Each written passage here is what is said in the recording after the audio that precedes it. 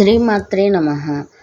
సౌభాగ్య గౌరీ వ్రతం అంటే ఏమిటి? ఎలా చేసుకోవాలి? పులగం కంపల్సరీనా? సౌభాగ్యాన్ని ప్రసాదించే సౌభాగ్య గౌరీ వ్రత విధానం. భారతీయ మహిళల వ్రతాలు చాలా ప్రత్యేకం. వివాహం కాని వారు కొన్ని వ్రతాలు, వివాహం అయిన వారు మరికొన్ని వ్రతాలు చేసుకుంటూ ఉంటారు. వివాహం కాని వారికి త్వరగా వివాహం కావాలని, దాంపత్య జీవితం బాగుండాలని, సౌభాగ్యం కలకాలం నిలిచి ఉండాలని చేసుకునే వ్రతాల్లో సౌభాగ్య గౌరీ వ్రతం ముఖ్యమైనది. ఈ సందర్భంగా సౌభాగ్య గౌరీ వ్రతం ఎప్పుడు రానున్నది, ఈ వ్రతం ఎలా చేసుకోవాలి తదితర విషయాలు ఈ కథనంలో తెలుసుకుందాం.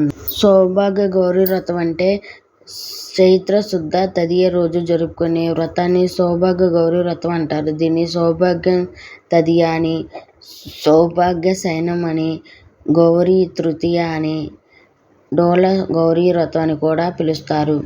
గౌరీ వ్రతం ఎప్పుడు? సౌభాగ్య గౌరీ వ్రతాన్ని చైత్ర శుద్ధ తదియ రోజు జరుపుకుంటాం. ఈ ఏడాది ఏప్రిల్ 1వ తేదీ మంగళవారం చైత్ర శుద్ధ తదియ సందర్భంగా ఈ వ్రతం చేసుకోవాలని పంచాంగం సూచిస్తుంది. సౌభాగ్య గౌరీ వ్రతం విశిష్టత. దక్ష యజ్ఞంలో శివుని జరిగిన అవమానాన్ని సహించలేని పార్వతి అగ్నిగుండంలో తాను ఆహుతి చేసుకుంటుంది. తిరిగి శివుని భర్తగా పొందడానికి హిమవంతుని పుత్రిగా జన్మించి శివుని కోసం హిమాలయాల్లో తీవ్రంగా తపస్సు చేస్తుంది. ఆమె ఆ తపస్సు చైత్ర శుద్ధ తదియ రోజు ఫలించిందని స్కంద పురాణం ద్వారా తెలుస్తుంది. అందుకే ఈ రోజున సౌభాగ్య గౌరీ వ్రతాన్ని జరుపుకుంటాం ఆనవాయితీగా వస్తుంది.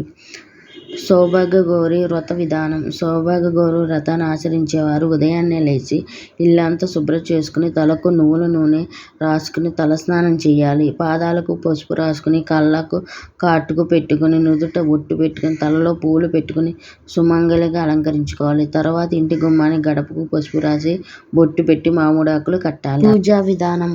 పూజ గదిని శుభ్రం చేసుకుని, గదిలో ఒక ఆసనం ఏర్పాటు చేసుకుని, ఆసనం మీద కొత్త వస్త్రం ఏర్పాటు చేసి దాని మీద కలశం పెట్టాలి. రాగి లేదా ఇత్తడి లేదా వెండి ఏదో ఒక చెంబు తీసుకుని అందులో నీరు నింపి దానిలో పసుపు కుంకుమ అక్షంతలు వేసి దాని మీద కొబ్బరికాయ ఉంచాలి. కొబ్బరికాయ మీద కొత్త వస్త్రం ఉంచాలి. కలశం వెనుక గౌరీదేవి ఫోటో ఉంచాలి. గౌరీదేవి ఫోటో లేకపోతే పార్వతీ పరమేశ్వరుల ఫోటో అయినా ఉండవచ్చు. ఫోటోని పసుపు కుంకుమలు పూలతో అలంకరించాలి. ఆవు నెయ్యితో దీపారాధన చేయాలి. ముందుగా గణపతి పూజ చేసి తర్వాత గౌరమ్మకు షోడశ పూజ చేసి అష్టోత్తరం పూజ కూడా చేయాలి.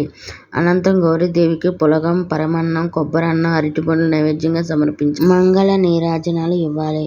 ఒక ముత్తైదుకు భోజనం పెట్టి చీర, రవిక, తాంబూలం ఇచ్చి నమస్కరించుకోవాలి.